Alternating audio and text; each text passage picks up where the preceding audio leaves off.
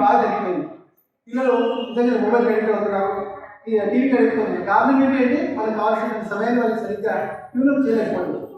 దాని నుంచి మనం తీసుకొచ్చేసి కొన్ని ఒక క్యారమ్ బోర్డు పెట్టడం, వాళ్ళతో మనం క్యారమ్ బోర్డు ఆడడం, లేకపోతే చెస్ ఆడడం, లేకపోతే ఇది చేసి యాక్టివిటీస్ ఆడడం, మన టైం ఇవ్వడం, మన బిజినెస్ మనం ఉంటే వాళ్ళ బిజినెస్ వాళ్ళకి తప్పు వాళ్ళని కాదు అంటారు. మీరు ఒప్పుకుంటారా? ఒప్పుకోవాల్సిందే కదా. కాబట్టి మనం ఎలా చేద్దాం. అందుకే ఈ లాస్ట్ టెక్నికల్ ఏమనుకున్నా అంటే అసలు పేరెంట్స్ కూడా మనం ఓరియంటేషన్ చేయాల్సిన అవసరం ఉంది అనేటువంటి ఆలోచన వచ్చింది. ఎంతసేపు మేము చేస్తున్నాం, మీరు చేస్తున్నాం, కానీ మనం చేయట్లేదు. మీరే చేస్తున్నారు, మేమే చేస్తున్నాం.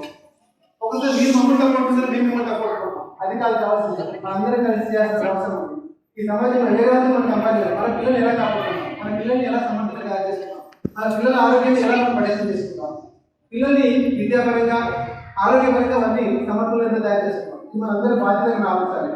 అందుకని ఇప్పుడు స్కూల్ స్టార్ట్ అయిన తర్వాత నాకు ఫస్ట్ ప్లాన్ ఏంటంటే పేరెంట్ ఓరియంటేషన్.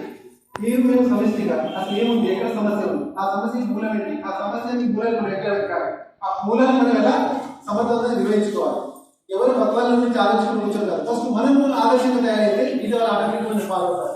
ఆ చేసే పనికి నేను శ్రీకారం చుట్టబోతున్నాను. మీరందరూ కూడా సమర్థంగా అంటే ఖచ్చితంగా సహాయపడాలని చెప్పేసి మనస్ఫూర్తి ఆలోచిస్తున్నాను.